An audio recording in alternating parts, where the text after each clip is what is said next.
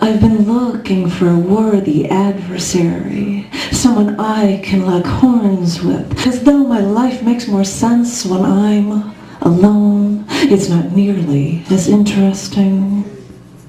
Alone, it's not nearly as interesting, so I look for a worthy adversary, someone I can battle to the death with, because it can't be about love, you see. Love can't exist on the terms I demand. It's never that pure. What I demand is never that pure. As I'm looking for a worthy adversary, I slither up to you like a snake, and I tempt you with a golden apple. I tempt you with a golden apple, but all I was offering you was fruit from the tree of knowledge. This snake gives you the tree of knowledge because all this time I've been playing a part, an actress on a stage, spouting the lines on cue. But that role was tiresome. Those lights came on night after night, and I still had to play my part. I played my part until my night off, where I saw your show. Your protagonist was doing what I was doing, right down to faking it with those who don't matter, right down to going home and still feeling empty. I play my part. I still feel empty, but I like to see you're boiling underneath. No one else could see. I know what that emotion really means.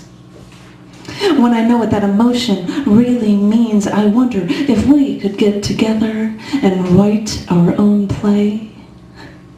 If we wrote our own play, it would be a masterful performance. Curtains would close, we'd hold each other's hands and leave the stage, and the audience would know there's a happy ending. When I know there's a happy ending, I walk out onto the set, and there you stand, in front, stage left. I wait for my cue to make my move. None of the rest of the scene matters. If the rest of the scene doesn't really matter, I wonder if the audience would see what we have. Maybe they'd like our little play. Maybe they wouldn't. Who really cares? Who really cares? Because after I tempted you, you now tempt me and tease me and torment me and tell me everything I was afraid to believe.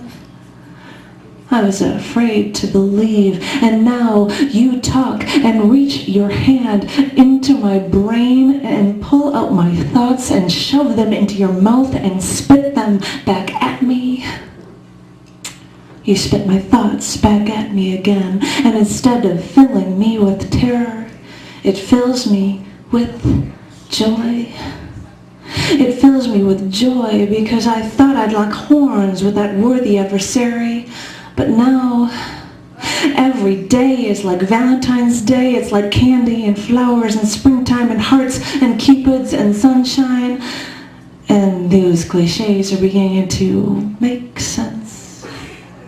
No longer locking horns and everything making sense. I stand here like a statue after the performance of our lifetime and wait for the reviews.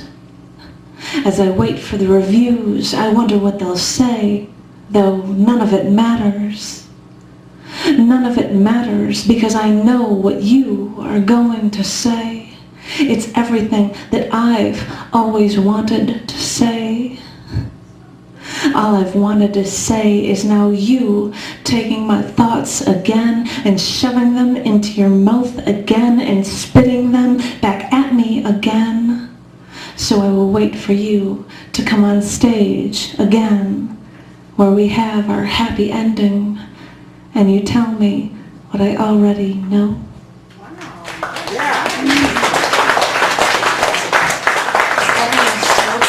I went stylistically, like kind of, I tried to do that, you look at the rhythmic thing and change the verses and everything. So I mean, it's not really an extreme sestina variation, but it's an extreme something. It's great.